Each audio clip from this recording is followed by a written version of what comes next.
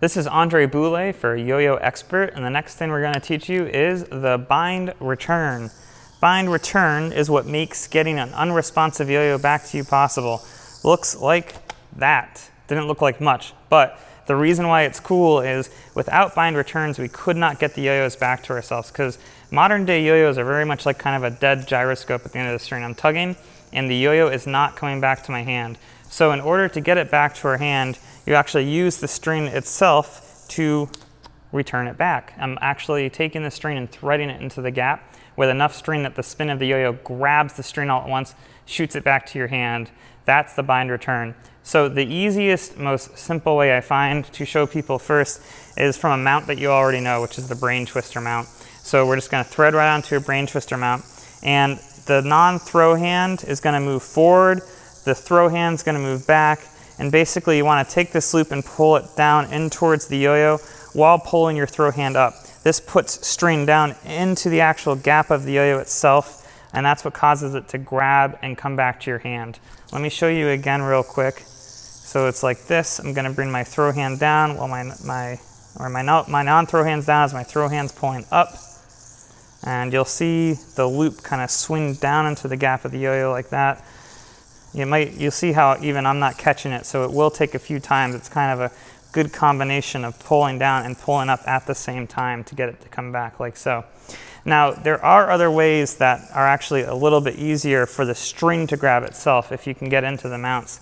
So if we go from a sleeper, and instead this time I'm going to take my non-throw hand, push into the string itself. I got the yo-yo on the string like so. Now the yo-yo is spinning the opposite way of the string, which makes it grab the string just a little bit easier. And you'll notice it's the same kind of movement, it's just your hands are in the opposite position. So you're pulling your non-throw hand in and your throw hand up. And again, it'll grab the string. Whole idea here is putting the string into the gap of the yo-yo. Another great way to do this too is if you pinch the string like so, and then you can just take your throw hand and pull. And as you pull straight up, you're going to start feeling that string grab the yo-yo. And as soon as it does, you can just let go and it's going to suck it right up back into your hand. So again, we're going to go onto the string in toward yourself just like that. Can pinch and pull up, and you're just going to feel it pull up. I would keep your hands maybe about the same level as you do this so you have enough string so that it's going to grab. So that's the basic bind return. There's a couple other ways to get into it. You can go also from a trapeze, and to do this one you can pull down and towards the yo-yo like so and pull up again so it looks just like that.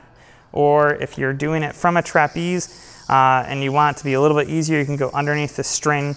Again, if the yo-yo is spinning the opposite direction of how you have it on the string, it's going to grab a little bit easier, and it's also less likely to get a knot. So if I do a bind from here, the string is for some reason more likely to grab the yo-yo, and you'll notice I kind of have to do one throw to get the string out and a second throw to get it back, versus a backspin bind is really what it's called, where the yo-yo is spinning the other way like I showed you earlier, and you pull it and it comes back. You very rarely will have a knot form in this way.